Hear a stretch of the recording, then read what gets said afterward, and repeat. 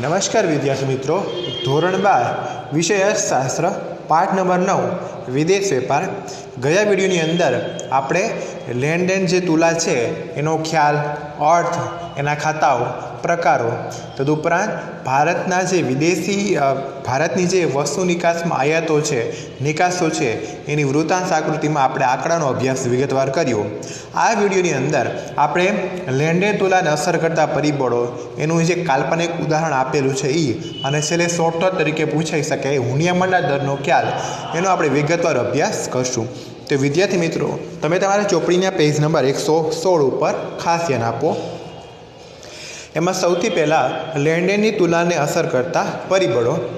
लेन देननी तुलनाने असर करता परिबळो एटले के देश में आयात, निकास, मूडीनी हेरफेर, साधनोनी हेरफेर, मूडी रोकाण तदुपरांत धिराण वगैरह ने असर करता परिबळो। जो एक मार्कनी अंदर पूछावानी शक्यताने हिसाबे आ व्याख्या छे ए आपणे तारवी शकाय। आ नोंध करवानी छे व्याख्या तरीके के लेन देननी तुलनाने असर करता परिबळो एटले शुं, तो कि लेन देननी तुलनाने असर करता परिबळो एटले के देश में आयात, निकास, मूडीनी हेरफेर, धिराण, साधनोनी हेरफेर, मूडी रोकाण वगैरह ने असर करता परिबळो। के आवा परिबळोना कारणे तुलामां कां तो पुरांत होई शके कां तो खाध होई शके। के तो आवा परिबळोनो आपणे अभ्यास करवानो छे। आवा परिबळो मुख्यत्वे देशना आर्थिक विकासना स्तर पर आधारित छे कि आर्थिक विकास स्तर केवुं छे एना पर आ परिबळो आधारित होय छे। के आवा केटलाक परिबळो आ प्रमाणे जोईए कि जेनी अंदर हुंडियामणो दर ए जे ते देशनो केवो छे। के तदुपरांत वेपार थती वस्तुओ अने सेवाओनी पोताना देशमां तथा विदेशोमां किंमत केटली छे, कई रीते एने किंमत अनुसरवामां आवे छे। के ई वस्तुनी पोताना देशमां किंमत केटली छे अने ईनी वस्तुनी विदेशमां एनी प्राइस केटली छे एना आधारे आ छे ए लेन देन तुलाने जे लेन देन तुला छे नक्की थाय छे। के वेपार थती वस्तुनी विविधता अने गुणवत्ता पर आधारित है। अनिवार्य आयातो तदुपरांत देशना आर्थिक विकास स्तर, वेपार पर राजकीय अने कायदाकीय अंकुशो केवा कहेवाय छे, केम के बधा देशमां अलग अलग होय। के वेपारने आधार आपती सवलतो जेम के वाहन व्यवहार, संदेशा व्यवहार अने आंतरमाળખાકીય એટલે કે પાયાની सुविधाओं ई अलग अलग देश में केवी सुविधाओं है, वाहन व्यवहारनी सुविधाओं केवी है एना पर आ लेन देन तुलानो ख्याल अने एना पर विदेश वेपारे टकेलो छे। के तो एनु काल्पनिक उदाहरण आपेलुं छे, ज्यारे खाली कल्पना करेली छे, बराबर छे। तमने ख्याल ई जाणवा माटे कि आनी अंदर कई कई वस्तु आवे छे अने कई कई वस्तु जमा थाय छे अने कई कई बाबतो छे ए उधार थाय छे, खाली ई जाणवा माटे आपणे आ काल्पनिक उदाहरण आपेलुं छे, बराबर छे। तो सौथी पहला आपणे जोईए लेन देन तुलानुं काल्पनिक उदाहरण। तो तमने खबर छे कि एनी अंदर बे खाता आवे छे, एक चालू खातुं अने एक मूडी खातुं। अने चालू खातानी अंदर बे बाजू छे, एक जमा बाजू अने एक उधार बाजू। स्वाभाविक है जमा बाजू में शू आए कि आपने आवक थी हो, आवक केमांथी थाय आपने निकासमांथी, कारण के आपणे वस्तुनी निकास करीए एटले कि वस्तु आपणे वेचीए तो रूपिया आपणी पासे आवे छे। के तो वस्तुनी निकासो छे ए अंदाजित 200 करोड़ लीधा छे, खाली समझवा माटे, बराबर छे। अने तदुपरांत एमां उधार बाजू लखेलुं छे वस्तुने आयातो 300 करोड़, केम के आपने हजी खबर है कि हजी अपना देशनी अंदर निकास करता आयातनु प्रमाण वधारे छे। के तो 300 करोड़ है अंदाजित लीधेला है। तो आ बेनो जो सरवाळो में जे आपणे टेली नथी थतो एमां जे तफावत जोवा मळे छे ए वेपार तुला छे ने वेपार तुला में -100 आवेलुं छे, त्रीजा कोष्टक पर दर्शावेलुं छे तुला -100 एनो मतलब 100 करोड़, एनो मतलब के वेपार तुला में खाध छे। के એટલે એનો मतलब के आयात छे ए निकास करता वधारे छे। तदुपरांत हजी जमा बाजू आपणे आवीए, सेवाओनी निकासमांथी 100 करोड़ प्राप्त थाय, मूडी आवकमांथी 100 करोड़, एक तरफी आवकमांथी 200 એટલે એનો સરવાળો થાય શું થાય તો કે 600 કરોડ। એ રીતે આયાતનો આપણે સરવાળો જોઈએ। कोई सेवाओनी आयात करिए तो 200 करोड़ चूकववा पड़े छे, मूडी चूकवणीओ माटे 200, एक तरफी चूकवणी माटे 100, तो एनो कुल सरवाळो 800 थाय छे। एनो मतलब कि चालू खातानी जमा बाजूनो सरवाळो माइनस चालू खातानी उधार बाजूनो सरवाळो, एनो मतलब कि -200 करोड़ हजी ए खाध आवे छे, એટલે કે એમાં નુકસાન જોવા મળે છે। અને જમા અને ઉધાર બાજુના સરવાળાને ચાલુ ખાતાની તુલા કહીશું, માત્ર ચાલુ ખાતાની વાત થઈ છે હજી। એ જ રીતે આપણે મૂડી ખાતું જોવાનું છે। તો મૂડી ખાતાની અંદર લાંબા ગાળાનું કોઈ ઋણ હોય કે જે આપણને प्राप्त थाय कि जे आपणे कोई धिराण कोईने आप्युं होय ने आपणे रूपिया मळे छे। के तो ये आपणा माटे आवक छे। कोई टूंका गाळानुं ऋण होय 100 करोड़, सोनानुं वेचाण आपणे कर्युं होय, वेचाणमांथी आपणने शुं प्राप्त थाय? आवक प्राप्त थाय। तो 100 करोड़ आपणने मळता होय। जो आंकड़ा अंदाजित लीधेला छे तो एनो सरवाळो 400 अंदाजित। तदुपरांत चूकवણીઓ कई रीते थाय? तो कि लांबा गाळानुं आपणे कोई धिराण लीधुं होय, बराबर, लोन लीधी होय तो व्याज ते चूकवવું ज पड़े छे, तो 80 करोड़ थई शके। टूंका गाळानुं धिराण 60 करोड़ ने सोनानी खरीदी आपणे करी होय तो 50 करोड़, तो एनो सरवाळो 190 छे। एनो मतलब कि प्लस गणतरीनी कोई भूल होय तो ए प्लस 10 एड करी छे अंदाजित एमने, तो ये 200 करोड़ सरवाळो थाय छे। एनो मतलब कि मूडी खातानी तुलनामां शुं जोवा मळे छे? तो जमा बाजुनो सरवाळो ओछा मूडी खातानी उधार बाजुनो सरवाळो, એટલે કે 400 मांथी 200 बाद એટલે 200 છે એ આપણને શું મળે છે? પૂરાંત મળે છે। અંદાજિત છે વિદ્યાર્થી મિત્રો, બરાબર છે। રિયલમાં આપણને ખબર છે કે કોઈ દિવસ બે છે એ ખાતા વાસ્તવમાં ટેલી થતા નથી, એમાં કાંઈ ખાધ ને પૂરાંત હોય જ છે। પણ આમાં તમે જોઈ શકો છો કે 600 ને 400 એટલે 1000 કુલ જમા બાજુ, એટલે કે ચાલુ ખાતાનું જમા બાજુનો જે પેટા સરવાળો ચાલુ ખાતું 600 કરોડ છે અને મૂડી ખાતાનો પેટા સરવાળો મૂડી ખાતું 400, એટલે ટોટલ 1000 કરોડ કુલ જમા આપેલું છે।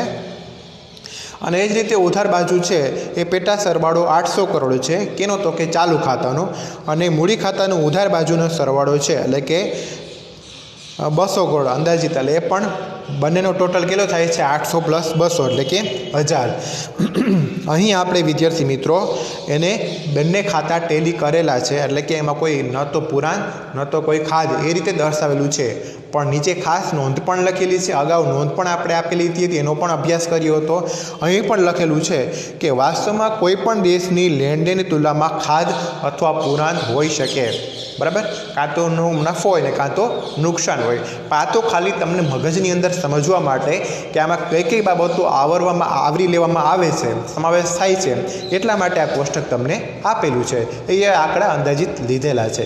વાસ્તવમાં તો પુરાંત અને ખાધ હોઈ શકે છે। અને ચાલુ ખાતા અને મૂડી ખાતા આ બંનેના સરવાળાને શું કહેશું આપણે? લેણદેણ તુલા છે એ આપણે એને કહેશું એ કેમ। હવે આપણે જોઈએ હુંડિયામણના દરનો ખ્યાલ, પેજ નંબર 118 ઉપર કે જ્યારે ભારતીય નાગરિકો વિદેશ ફરવા જાય છે ત્યારે તેઓ ભારતના ચલણ રૂપિયામાં ત્યાં ખરીદી કરી શકતા નથી, કારણ કે ત્યાંનું જે ચલણ ચાલતું એમ જ ખરીદી કરવી પડે। તેમણે રૂપિયાનું જે તે દેશના ચલણમાં શું કરવું પડશે? રૂપાંતર કરવું પડશે, બરાબર। અમેરિકામાં ગયા હોય તો ડોલરમાં રૂપાંતર કરવું, બીજી જગ્યાએ આપણે જઈએ તો પાઉન્ડમાં રૂપાંતર કરવું પડે।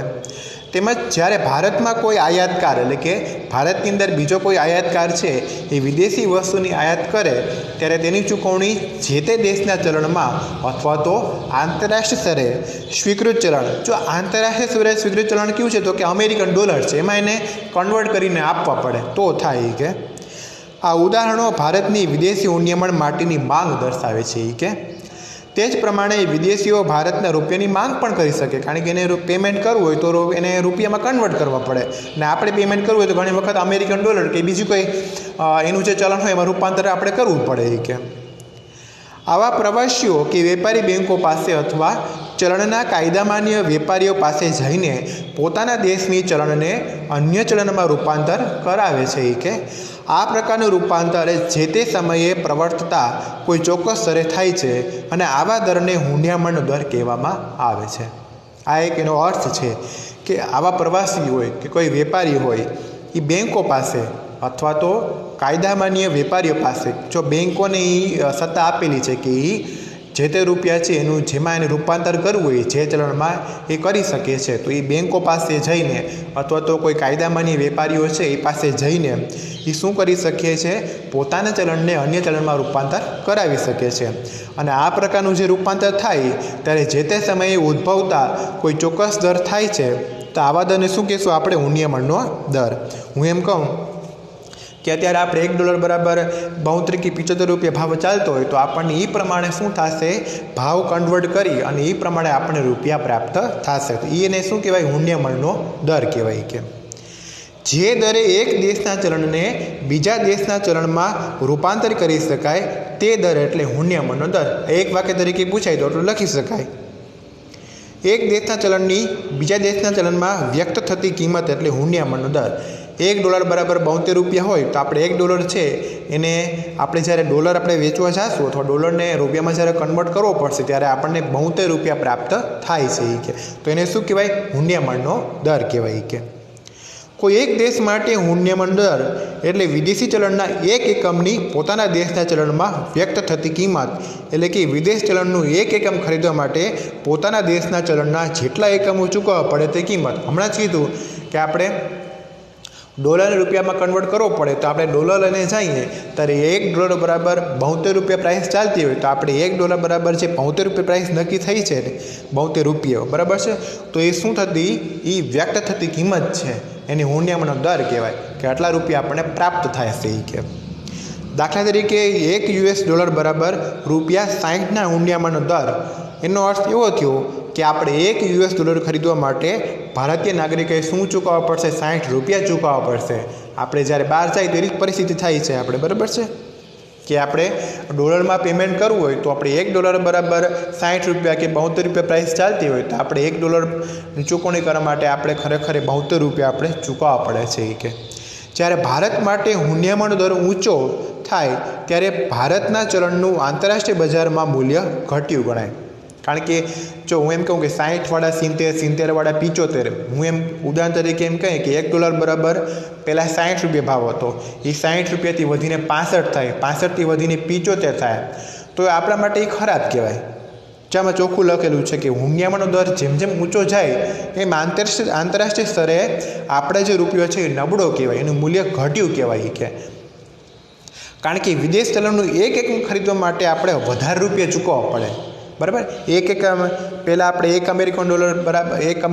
બરાબર 60 રૂપિયા ચૂકવતા હોય અને હવે આપણે $1 બરાબર 72 કે 75 રૂપિયા ચૂકવવા પડે તો આપણા માટે ખરાબ કહેવાય. કે આપણા જે ચલણ છે એનું બજાર મૂલ્ય ઘટ્યું કહેવાય. કે એટલે કે વિદેશી ચલણની કિંમત મોંઘી થઈ અને ભારતના રૂપિયાનું મૂલ્ય શું થઈ ગયું? ઓછું થઈ ગયું. કે પહેલાં એક અમેરિકન ડોલર છે એના માટે આપણે 60 રૂપિયા ચૂકવવા પડતા અને હવે દર ઊંચો થાય તો આપણે 65 ચૂકવવા પડે. મતલબ કે આપણા જે આંતરરાષ્ટ્રીય સ્તરે આપણો જે રૂપિયો છે નબળો પડ્યો છે એ કે એની કિંમત ઘટી છે. તેમજ જ્યારે ભારત માટે હુંડિયામણનો દર નીચો જાય 72વાળા 60 થાય, 60વાળા 50 થાય, $1 બરાબર પહેલાં 75 રૂપિયા હતો, 75માંથી $1 બરાબર 65 થયો, 60 થયો, 50 થયો, એ ઘટે તો શું થાય? તો કે આપણા રૂપિયાનું મૂલ્ય વધ્યું કહેવાય. કે પરંતુ ચલણના મૂલ્ય વિશેના વિશ્લેષણમાં ચલણનો દર વધઘટ થવા વચ્ચેનો સમય, અંતર, દરેક દેશમાં વસ્તુની કિંમત વગેરે ભાગ ભજવે છે. કેમ કે સમયે સમયે વસ્તુના ભાવ બદલતા હોય છે. કે ક્યારેક ખુલ્લા બજારમાં હુંડિયામણના દરોમાં ફેરફાર પણ થતા હોય છે તો ક્યારેક કોઈ દેશની સરકાર આયાતો અને નિકાસોને અસર પહોંચાડવા માટે પણ તેમ કરતી હોય છે. કે ભારત માટે હુંડિયામણનો દર વધે અને રૂપિયાનું મૂલ્ય ઓછું થાય તો ભારતમાં આયાતોની માંગ ઘટે છે અને નિકાસો વધવા પામે છે.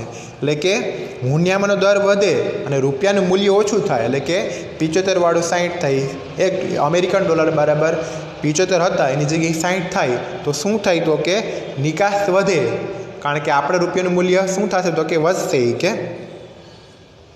અને આયાતોની માંગ શું થશે? તો કે ઘટે છે. કે ઉદાહરણ આપેલું છે કે $1 કિંમત 60થી 65 થાય તો આયાતકારે $1 વસ્તુ આયાત માટે 65 રૂપિયા ચૂકવવા પડે છે. આપણે જ્યારે કોઈ વસ્તુ આયાતકાર તરીકે શું થાય? તો કે આપણે વિચારીએ તો $1 કિંમત 65 રૂપિયા હોય માની લઈએ તો આયાતકારે $1 વસ્તુની આયાત માટે કેટલા રૂપિયા ચૂકવવા પડશે? 65 રૂપિયા ચૂકવવા પડશે. જે ફક્ત પહેલાં કેટલા ચૂકવવા પડતા? 60 રૂપિયા. માની લો કે પહેલાં પ્રાઇસ 60 હતી પણ હવે $1 પ્રાઇસ વધીને 65 થઈ ગઈ તો હવે આયાત કરી કેટલા ચૂકવવા પડશે? $1 બરાબર 65 રૂપિયા. તો એનો મતલબ કે આયાતકારને મોંઘું પડે, એનો મતલબ કે આયાત શું થશે? ઓછી થઈ જશે. કે હવે એનાથી ઉલટું વિચારવાનું છે કે કોઈ વિદેશી વેપારીને $1 ખર્ચીને પહેલાં 60ની વસ્તુ મળતી હતી, હવે એ $1 ખર્ચીને 65ની વસ્તુ મળે છે માટે નિકાસો વધશે. કે હવે આપણે $1 વેચવા જાય, $1 કોઈ વસ્તુ વેચવા જતા $1ની તો આપણને પહેલાં શું થતું હતું કે 60ની વસ્તુ મળતી હતી, હવે આપણને 65ની વસ્તુ મળે છે તો નિકાસ શું થશે? તો કે વધશે. કે ભારત માટે હુન્યમનનો દર ઘટે તો તેથી ઉલટું પણ જોવા મળે છે કે એમાં નિકાસ ઘટી જશે અને આયાત વધી જશે. તો વિદ્યાર્થી મિત્રો, અહીં આપણો આ જે પાઠ નંબર 9 છે એ પૂર્ણ થાય છે. આવનારી વિડીયોની અંદર આપણે પાઠ નંબર 10 ઉદ્યોગ ક્ષેત્ર એનો આપણે વિગતવાર અભ્યાસ કરશું. Thank you.